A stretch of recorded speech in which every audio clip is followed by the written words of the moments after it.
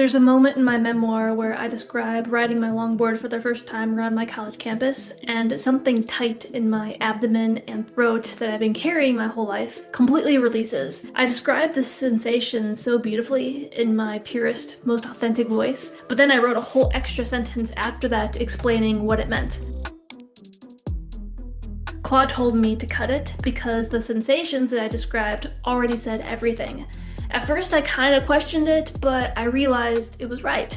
And this continual practice of writing and getting real time feedback from AI taught me more about memoir writing than any craft book that I read ever could.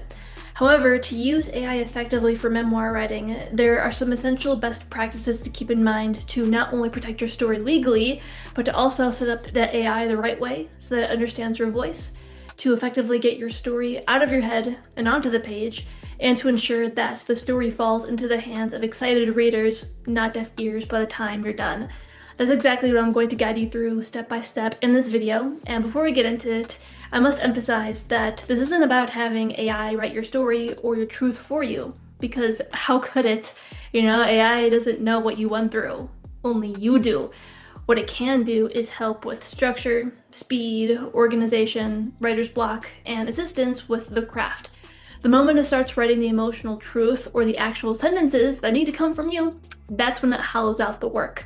By the way, I'm working through this exact process right now, writing my own memoir, and if you ever carried something that came out as ambition, restlessness, or the search for aliveness, but you knew deep down that there was more to it, but you couldn't put your finger on it, then this book is for you. You can join the waitlist today using the link in the description.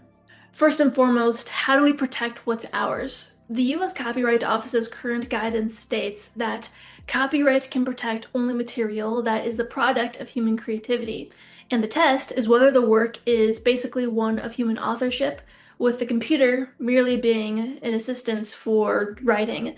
If a work's traditional elements of authorship were produced by a machine, then the work lacks human authorship and the office will not register it.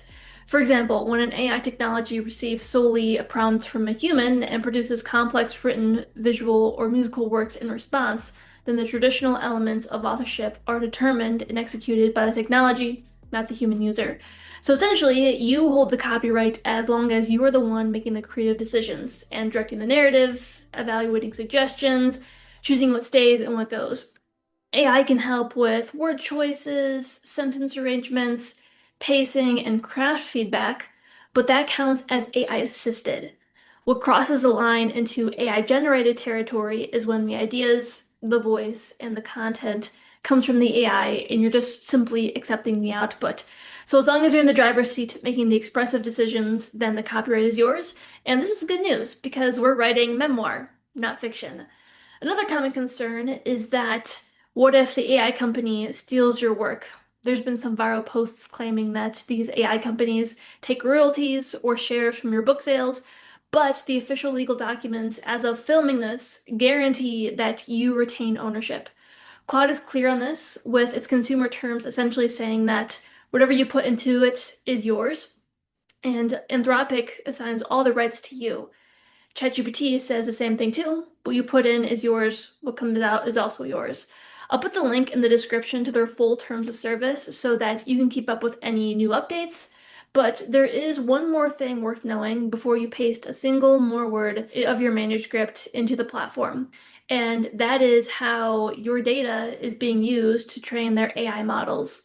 By default, both platforms may use your conversations to improve their AI. This means that the raw, unpolished, and deeply personal material that you're putting through it could be feeding into their future models. And you don't want that. Not because it puts your copyright at risk, but because your story deserves more privacy than that. So here's how you can turn it off. On Claude, go to Settings, click on Privacy, and toggle off Help Improve Our AI Models. On ChatGPT, go to Settings, click on Data Controls, and turn off Improve the Model for everyone. Don't assume that you're already protected. Go check. And don't freak out if you started writing your memoir without these turned off. Like I said, it's just a best practice. Your copyright still isn't at major risk. One last thing on protection, and this one takes about 30 seconds to set up, but it could save you a serious headache later on. If you ever need to prove that you wrote your memoir and AI didn't write it for you, whether that's to a publisher or to Amazon or to the copyright office, you need a paper trail that shows your creative process over time.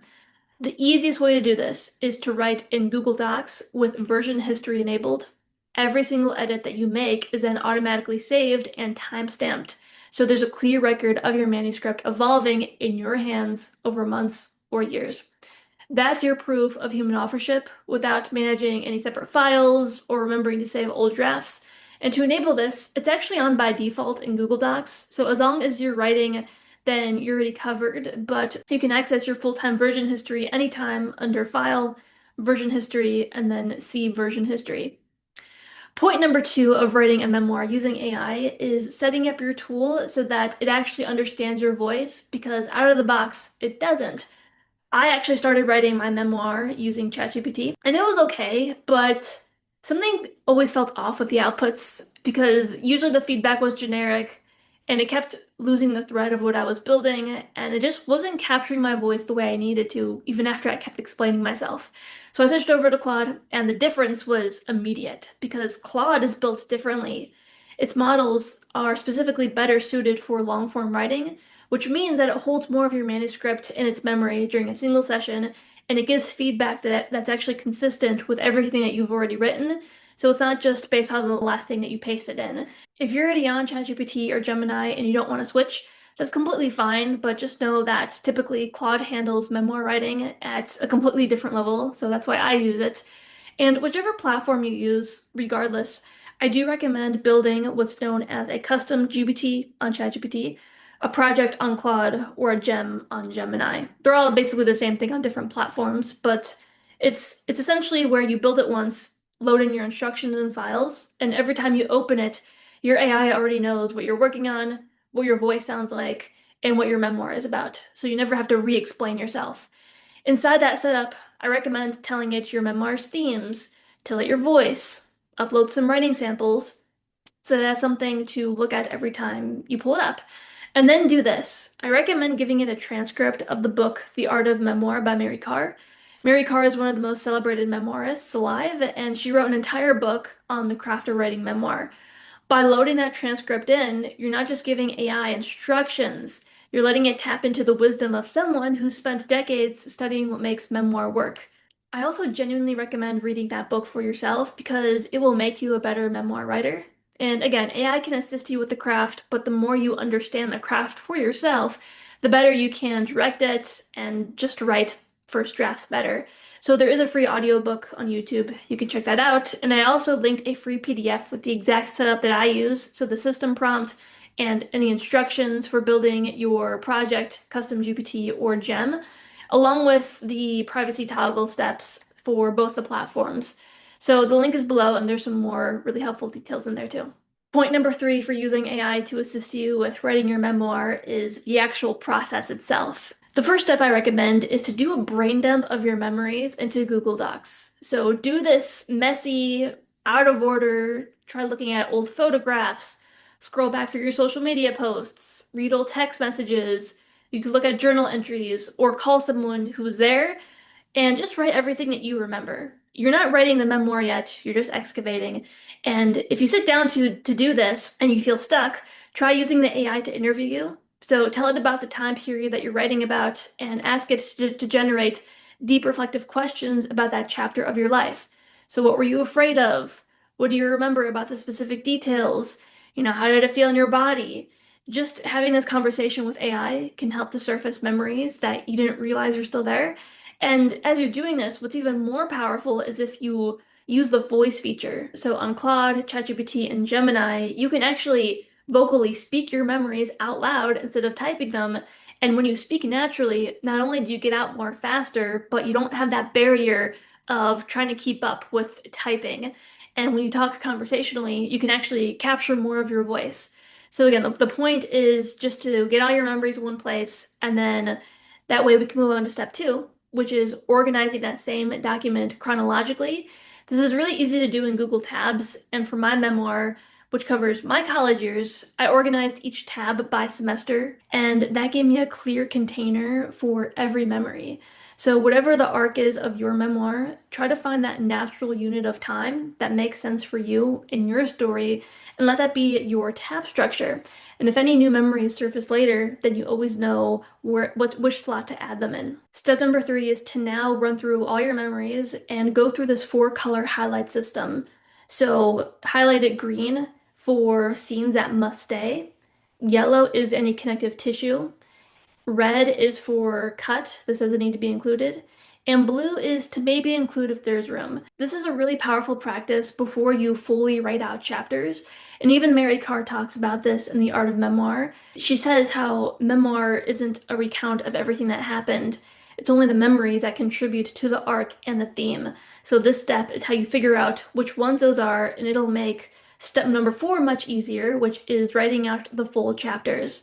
So this is where AI does its best work because once a chapter is drafted, you can then ask Claude to grade it out of 100 as if it was Mary Karr, and it'll tell you exactly what needs improving. So it'll tell you, what feedback you need. Maybe it'll recommend how to improve a specific sentence or just give you feedback on the overall structure and the pacing. And by this point, because you wrote the draft yourself, you can also ask it to suggest to rewrite paragraphs or sentences for you. And again, this is still AI assisted. It's not AI generated, so this is allowed. You're just directing the feedback and any suggestions, you can accept it, reject it, or rewrite it. But just make sure that if you accept it, just audit the polishes because, fundamentally, you don't want it to change your voice. Finally, step number five, when a chapter is finished or when you're ready to publish, run it through a tool like GPT-0, CopyLeaks, or Originality.ai to verify that it reads as a human. Again, Amazon requires that you disclose if it's AI generated, but not AI assisted. But this scan just gives you confidence that, your version is fine, it doesn't read like AI, and that way you're less likely to run into any problems later. Moving on to point number four, this one is last, but certainly not least. Build your audience as you write. I can't emphasize this enough because writing the memoir is only half the equation. If you look at the best memoirs, notice how they say best-selling author, not best writing author, because you can write the most beautiful, honest memoir, but it will not sell if people don't know it exists. And that's true whether you self-publish or go the traditional route. Traditional publishers are far more likely to sign someone who already has an audience. If you go the self-publishing route, it doesn't just get magically discovered on Amazon. The readers and the reviews that come from launch, you have to build the demand for. So while you're writing, dedicate time every week to content that builds anticipation. So give small teasers on what you're writing. Let people into your world before the book exists. Grow your email list if you haven't already, because this one asset can help you launch without relying on an algorithm. And you don't want to wait until the manuscript is done to start that. You want to start doing this as you're writing. Because again, writing the memoir is only one thing, but when the manuscript is done and you're ready to look for literary agents and launch your book or to scale your business around your story, you shouldn't be starting from zero on your platform. You should already have a brand of people who know, trust, and are following you. That's why I built ARC, or AI Resilient Creators, not just to teach you how to chase every new AI tool, but to help you grow the kind of brand that technology only amplifies. The kind that helps you make better strategic decisions, adapts as the landscape changes with AI, and turns your lived experience into something AI cannot replace, all while integrating AI to delegate the grueling, the repetitive, while you stay in your zone of creativity and what makes you money. I even worked with big brands who were making money, but they weren't really emphasizing their story. They just focused on their technical niche and they really lost their voice in that process. So established brands need this now more than ever. And by writing a memoir and sharing your story, you're truly making your brand future proof because that is something that no AI can replicate. Think of your niche. People are probably already going to AI, to get the knowledge that you once charged money for. And this is one of the only ways is to share your story and to really emphasize the six pillars that I guide you through within ARC. And so whether your goal is to land a publishing deal, self-publish your memoir yourself, grow your business or your content platform around your stories and ideas, the outcome is the same. You need more than just great work. You need a platform of people who already believe in you before the project releases. And AI can help you write faster, edit better, and create more, but it cannot build a reputation of people who trust and remember your brand. And so ARC is to help you become future-proof by embracing your story and integrating AI the right way. If you want a taste of my framework first, then grab my free AI Resilient playbook down below. But if you're ready to go deeper, then apply today for ARC. On the page, you can read our success stories of real people who've built solid platforms on YouTube, Instagram, or their own website, their own online community, all centered around their story and lived experience.